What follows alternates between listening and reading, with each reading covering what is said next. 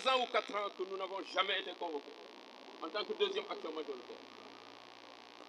Vous savez, cette absence se fait saillant, c'est-à-dire de faire abstraction au deuxième actionnaire avant l'État. Ce fait saillant met en valeur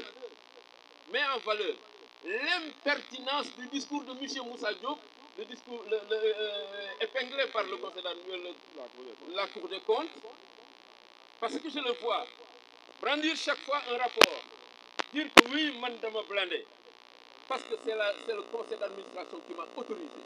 M. Diop, le Conseil d'administration qui nous a autorisé s'est tenu sans les ex-agents de la SOTRAC et le représentant, ce qui invalide juridiquement toute décision qu'ils ont pu prendre. Donc, loin d'être blindés, vous êtes aussi exposés que ceux qui mangent dans les poubelles. Vous êtes loin d'être blindés. Toutes les décisions que vous avez brandies pour dire que c'est le conseil d'administration qui vous a autorisé, aussi bien la vente des terrains, aussi bien l'achat des pièces détachées, aussi bien toutes les actions énumérées si brillamment, parce que nous avons le rapport de la Cour des comptes que nous disons que notre prédécesseur a dit. Toutes ces décisions que vous avez prises sont invalidées par notre absence. C'est pourquoi nous disons que si aujourd'hui la justice devait s'autosaisir par rapport à cela, il ne leur suffit que de brandir justement la feuille d'absence pour le conseil d'administration pour dire que toutes ces décisions sont invalides. Alors qu'on dormait comme ça. Et qui c'est qui l'a voulu? Qui c'est qui l'a voulu? Est-ce l'État qui a nommé le directeur général?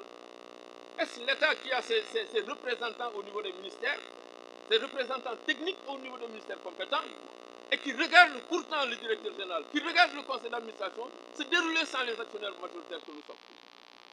Qui c'est qui a voulu? Qui c'est qui a validé cette injustice? C'est l'État. Car si l'État insistait, si l'État tenait à ce que les ex-agents de la SOTRAC et les représentants soient convoqués et représentés au niveau du conseil d'administration, cela n'allait jamais plus se passer sans nous.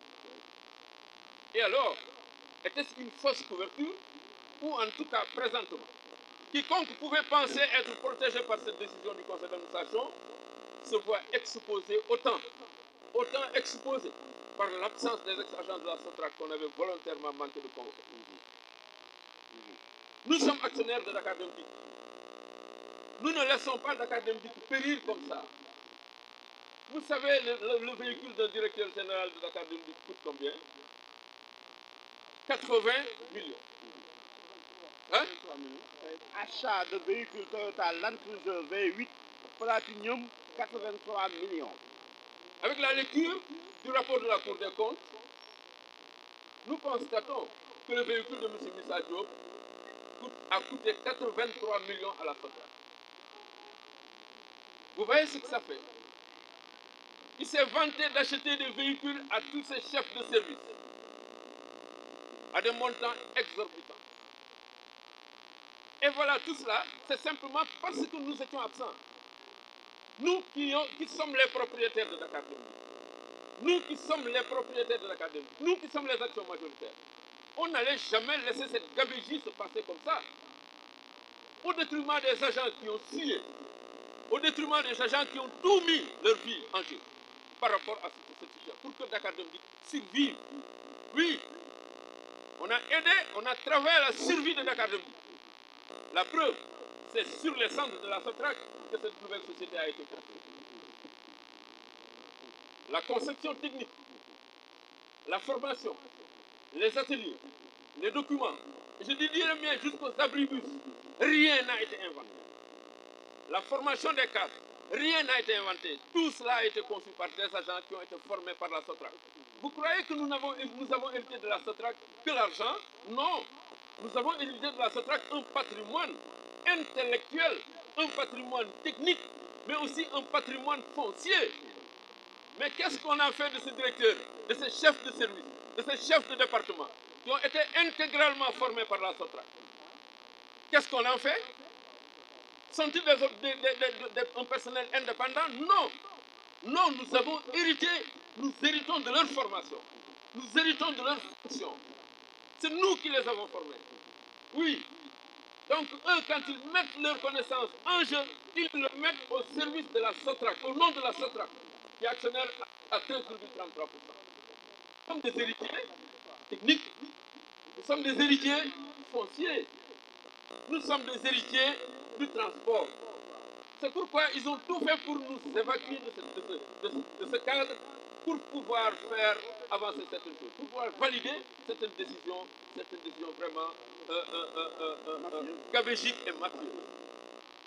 Maintenant, nous revenons en charge pour dire que si réellement il parlait de structure et de validité, nous avons renouvelé toutes nos structures dirigeantes au niveau du GIE André Jarry.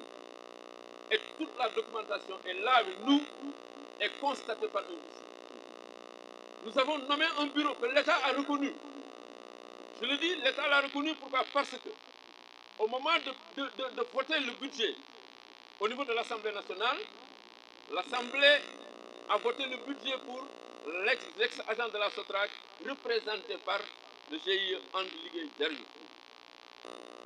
Au moment de faire une avance, une fonction, ce sont les dirigeants du GIE André Jarry de la SOTRAC qui ont été convoqués par l'État. Mais cela veut simplement dire que nous sommes les autorités légitimes. Nous sommes les représentants à qui l'État doit parler. Et l'État n'a jamais parlé à quelqu'un d'autre que nous.